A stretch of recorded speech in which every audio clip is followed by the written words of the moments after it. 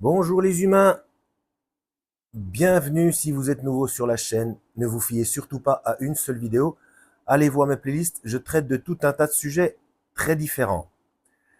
Alors, vous voyez le bouquin.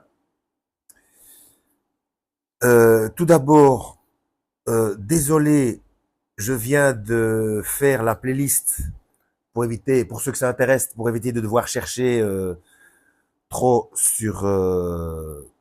sur les playlists, quoi qu'elles sont assez rapprochées les vidéos, hein, sur les playlists FM et Perversion ou pas des codes de Dieu. Donc j'ai fait une playlist Frankenstein, donc concernant la romancière Mary Shelley. C'est dans la dernière vidéo qu'il y a le plus d'informations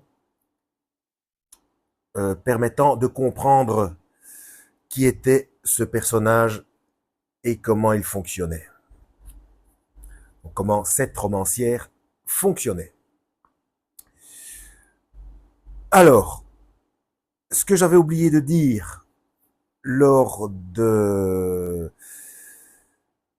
j'ai commencé la sous-playlist l'arnaque dans la playlist ce qu'il se passe après,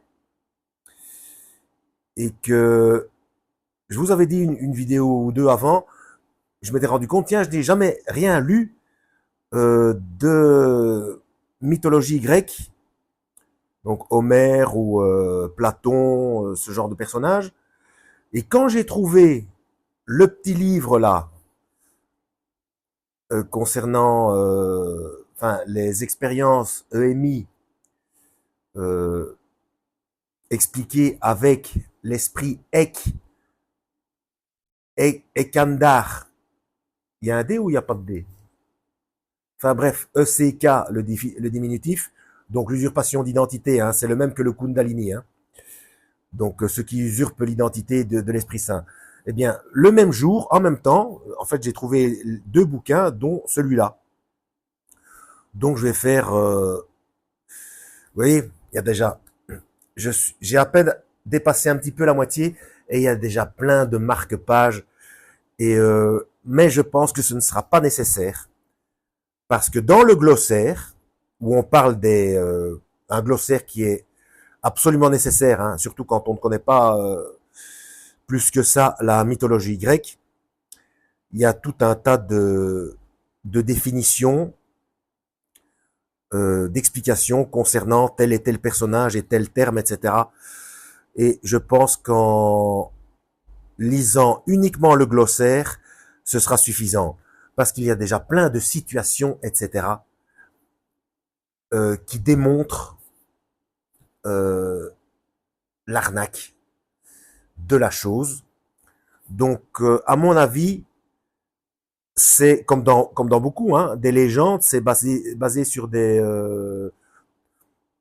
dans une légende, il y a toujours un fond de vérité, hein. Donc, historiquement, je pense qu'il y a c'est basé sur des choses vraies, hein, comme la guerre de Troie, etc. Après, c'est enjolivé, et puis les interprétations, puis les superstitions de l'époque, les cultures, etc. Et quand on voit des films, vous savez, la fameuse machine hollywoodienne, c'est toujours enjolivé, et on se dit, ah, ça devait être merveilleux, il y a des beaux costumes, c'est aventureux, ça fait rêver. Mais dans le glossaire ici, d'Homère, d'ailleurs petite information comme ça, en fait l'Odyssée, ça veut dire le voyage d'Ulysse. Dans Odyssée, il y a le nom Ulysse. Ah, je ne savais pas. Donc l'Odyssée, c'est probablement, c'est francisé, hein. Donc en grec, est-ce que c'est Odysseus ou Odysseum ou, enfin ça c'est plutôt latinisé, je ne sais pas. Mais bon, bref, l'Odyssée, ça veut dire le voyage d'Ulysse. Donc si on dit l'Odyssée d'Ulysse, ça compte pas. Ça veut rien dire, c'est un pléonasme parce qu'on dit deux fois Ulysse. Et donc le nom d'Ulysse a donné l'Odyssée, qui maintenant Odyssée veut dire un voyage compliqué. Voilà, un voyage difficile.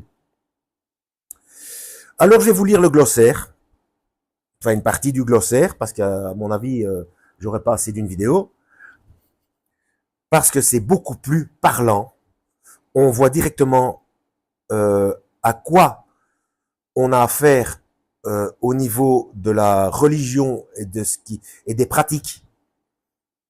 Et on voit que les films, c'est très romancé, c'est très enjolivé, alors que c'est parfaitement horrible. Donc glossaire, c'est par ordre alphabétique. Hein. Et moi j'aimerais bien faire une vidéo sans tousser pour une fois. Alors, Achéen, A-C-H-E accent aigu E-N. C'est le nom que se donnaient les Grecs à l'époque d'Homère. Bon, là, il n'y a rien de... En fait, le terme grec est venu par la suite. Achéron, fleuve des enfers que les morts traversent pour entrer au royaume d'Hadès. Hadès, c'est un terme qu'on retrouve dans la Bible. Hein. Mais c'est pas exactement pareil, parce que là, c'est également un personnage. C'est un endroit plus un personnage. Achille, fils de la déesse Thétis et du mortel Pelée. Sa mère, pour le rendre invulnérable, le trempa dans les eaux du Styx, c'est un fleuve, mais elle dut tenir l'enfant par le talon, si bien qu'Achille n'était pas tout à fait invulnérable, on pouvait le tuer à condition de l'atteindre à cet endroit de son corps. L'Iliade, l'autre grand poème d'Homère, raconte comment, s'étant disputé avec Agamemnon, vous allez voir quand on va arriver à Agamemnon, c'est pas piquer des vers, Achille refusa de continuer à combattre.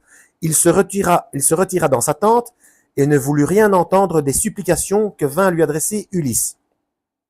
Il y a certaines choses d'ailleurs qui sont très bien reprises dans le film 3 avec Brad Pitt, très beau film, mais ils ne mettent pas toutes les horreurs de la religion en question. L'armée grecque allait être vaincue, rien ne semblait pouvoir fléchir la colère du héros, mais lorsqu'Achille apprit la mort de son ami Patrocle, la douleur, le désir de vengeance l'emportèrent, surtout, il reprit les armes et tua Hector, le chef des Troyens. Plus tard, Achille mourut, atteint au talon par une flèche, c'est-à-dire par une arme de lâche. Les armes du vrai héros sont l'épée et la lance. Donc vous voyez, déjà, les arbalètes et arcs sont considérés comme des armes de lâche parce qu'on ne va pas au corps à corps à cette époque-là. Hein. Et il était pour les Grecs le modèle du guerrier courageux et puissant. Ensuite, Aède, poète qui récitait en s'accompagnant d'une cithare ou d'une lyre, ce sont des instruments de musique, hein, les récits légendaires. Le mot grec aoidos, donc A-O-I-D-O-S, aoidos, signifie chanteur. Et là, ça va commencer. Agamemnon, chef suprême de l'armée grecque pendant la guerre de Troie.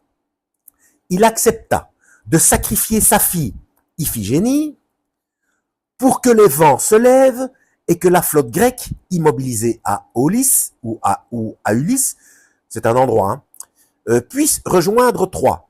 À son retour de la guerre, sa femme l'assassina, mais elle fut tuée à son tour avec son amant Égiste par son fils Oreste. Il faut dire qu'Agamemnon était le fils d'Atrée, dont la race était maudite, voire Atride, Clytemnestre et Égiste. On n'ira pas voir ces trois noms-là directement, parce que sinon je vais perdre le fil. Presque 10 minutes, on va s'arrêter là. Voilà, Agamemnon commence les premiers meurtres. Voilà, simplement pour avoir du vent.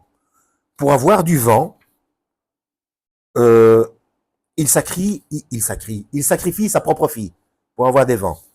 Donc, culte de Moloch, hein, d'accord.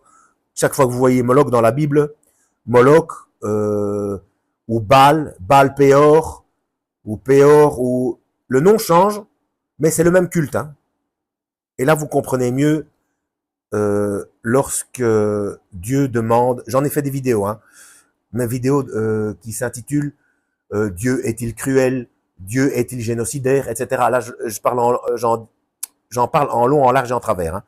Donc, quand Dieu demande d'éradiquer un peuple, c'est qu'il y a une raison.